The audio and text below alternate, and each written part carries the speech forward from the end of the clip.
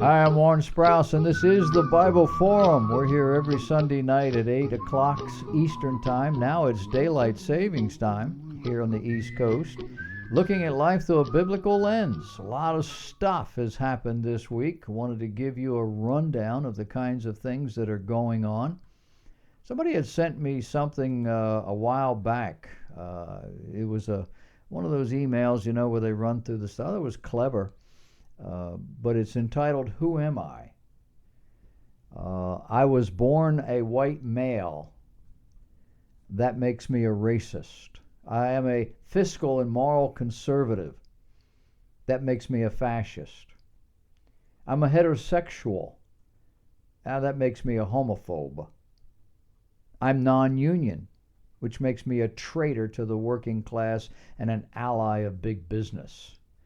I'm a Christian, which makes me an infidel.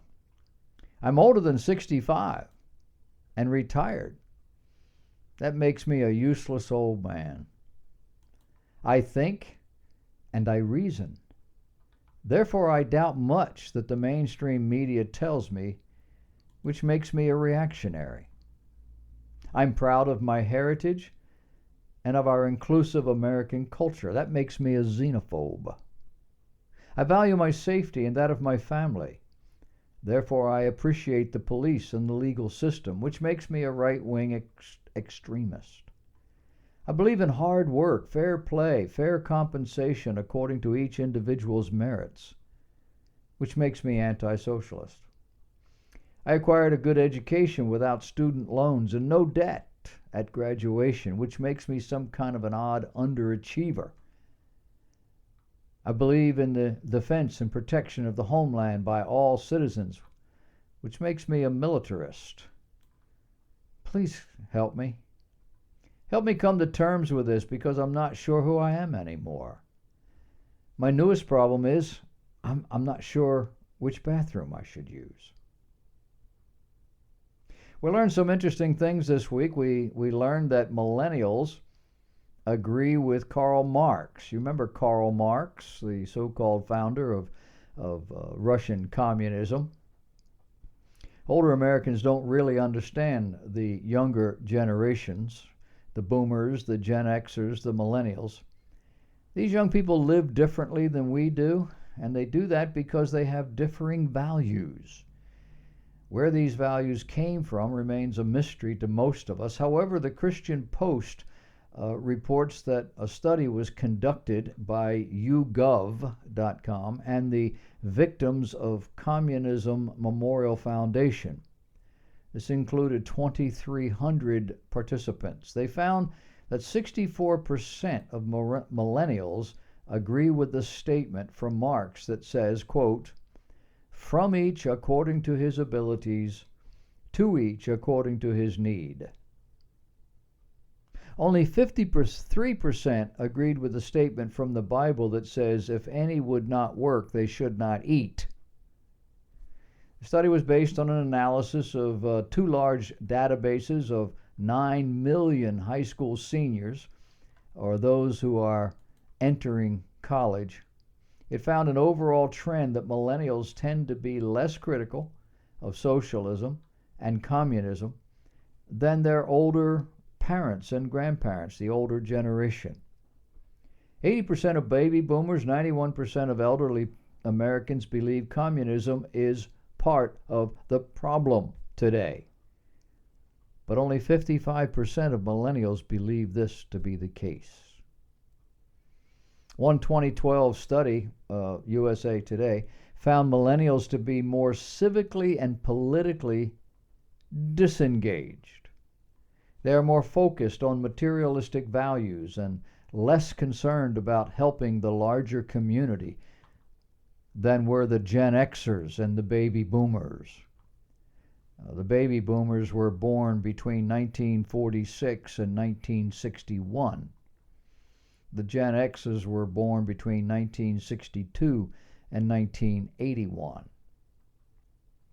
The trend, they claim, is more of an emphasis on extrinsic values such as money, fame, image, and less emphasis on intrinsic values such as self-acceptance, group affiliation, community. Now, to be fair, millennials have also been described in positive ways. For example, they are generally regarded as being more open-minded and more supportive of gay rights and equal rights for minorities. Other positive adjectives to describe them include the words confident, self-expressive, liberal, upbeat, receptive to new ideas and ways of living. Receptive, that is, to anything but the old-fashioned ideas of work, family, God, personal responsibility, and national pride. Where'd all that come from? Well, in part it came, a large part perhaps, from our educational system. Part of it came from the media, which is no longer controlled by parents or even machines in the room. And it came from popular religion. And where does it all take us? Well, we have to look back in time 100 years or more and go back to German socialism. German socialism has evolved over the years from, let's call it 1900 on through to now.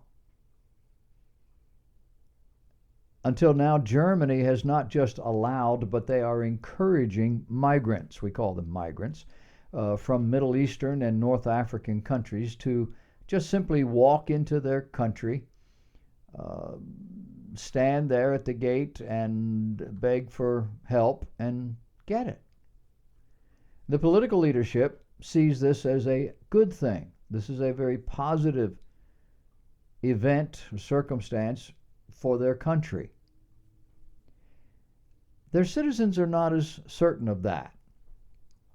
During the first 6 months of 2016, these migrants, and there are hundreds of thousands of them, committed 142,500 crimes. That's according to the Federal Criminal Police Office there. This is equivalent to 780 crimes committed by migrants every day. And that's an increase over last year.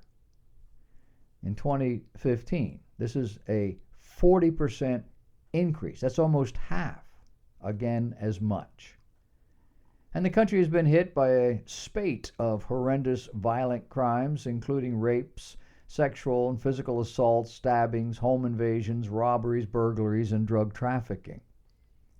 The data includes only those crimes in which a suspect has been caught.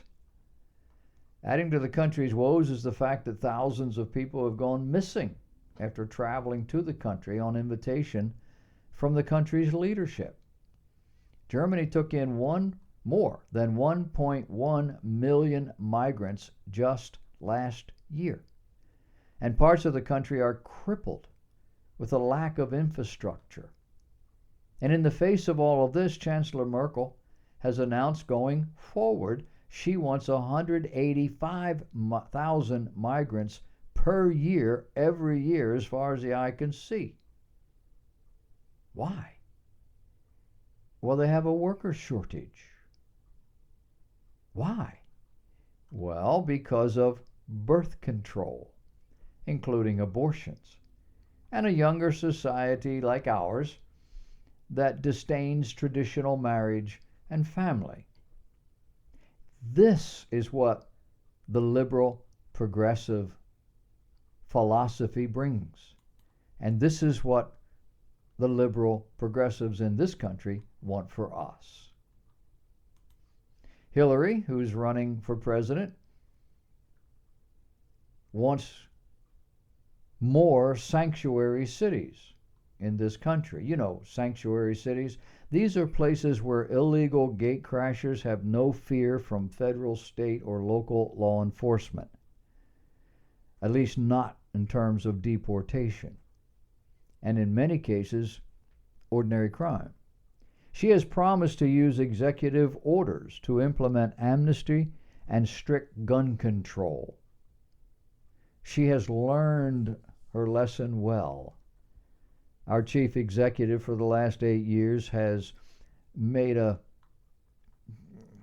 habit out of executive orders. And that's to the wonderment of everybody who can read a constitution. The executive orders have no power, no authority for the first, I've forgotten how long, 30 days or something like that.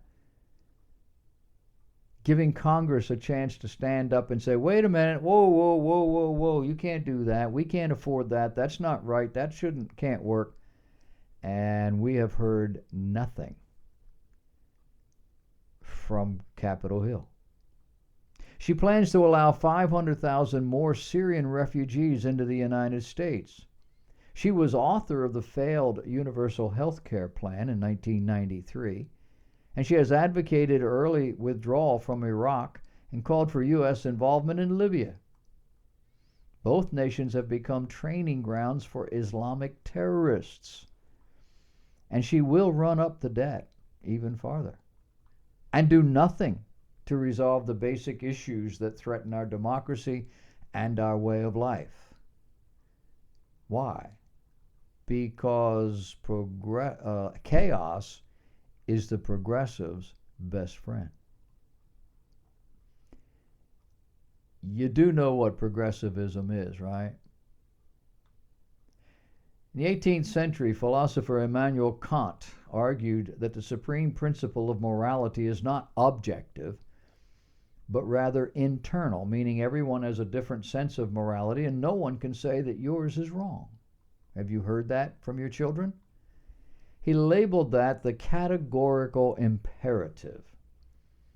Now, the categorical imperative must be followed no matter what in the progressive system. Kant applied this to human behavior, arguing that we must always follow the rationally necessary choices despite any natural desires or inclinations to the contrary. What was he thinking about? Well, he was thinking about a biblical moral code. He's an atheist. He hated the Bible and the God behind it. This very human value system, being entirely subjective, is what partially motivates the progressive.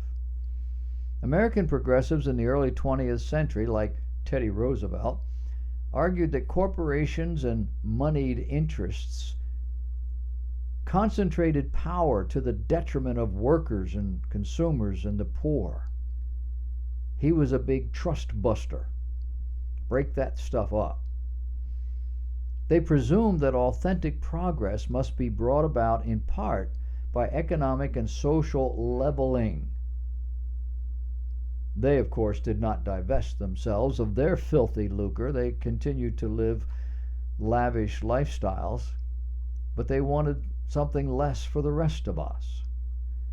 They saw as obstacles to progress things like tradition, the traditional ways of life, and big business, including a class system that privileged a moneyed aristocracy. Can you see the hypocrisy? They were the moneyed aristocracy. Ironically, the instrument for progressive reform was what is sometimes called the welfare state. And the welfare state is basically a communist philosophy. It's not Kantian at all. It's communist. But inconsistencies don't bother progressives, because what matters to the progressive is that power be centralized in the government sector.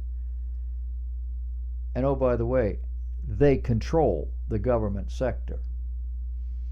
In order to achieve this, federalism and its intermediate groups and associations must be destroyed. One of the characteristics of the 20th century progressivism was its pseudo-spirituality, or religion of humanity. You've heard of it. It's called humanism. They say that's a religion. In this substitute religion, faith in a transcendent moral order is replaced by faith in nature, faith in science, technology, and even reason. This faith also involves a sort of humanitarian sentimentalism. I put too many syllables in there, didn't I? a sentimentalism that attempts to satisfy an inner desire to serve mankind and the world by engaging in reforms meant to uplift the less fortunate. These reforms were intended to change institutions and thus improve society from outer reform. The individual didn't have to do anything, they would impose it from the outside. The result would be the same. Progressivism is based on the idea that historical and social progress are inevitable. In their system, the past is viewed as an inferior state of existence just simply because it's the past. It has various afflictions, and they tend to wither away over time. If human nature cannot be improved by institutions, democracy is at best a more than usually safe form of political organization. But if it is to work better, as well as merely longer, it must have some leavening effect on human nature, and the sincere Democrat is obliged to assume the power of the leaven. So the contemporary progressive is really working to help the common man. He does that by micromanaging the common man's behavior in all the important parts of his life through government. That way we are free to enjoy life. They step up and they regulate our reproductive systems, our social systems, our gender systems, our moral standards, anything to make people feel better about themselves and about their world. Each new generation enters into this race long after it's begun, not really knowing exactly what it's all about, how it began, where it's going, but happy to blend with the crowd as it hurls itself toward human betterment, peace, and prosperity. Now, aren't you a happier camper? After all these many decades of progressivism, over 100 years of it, aren't you happier? Come on, you know you are.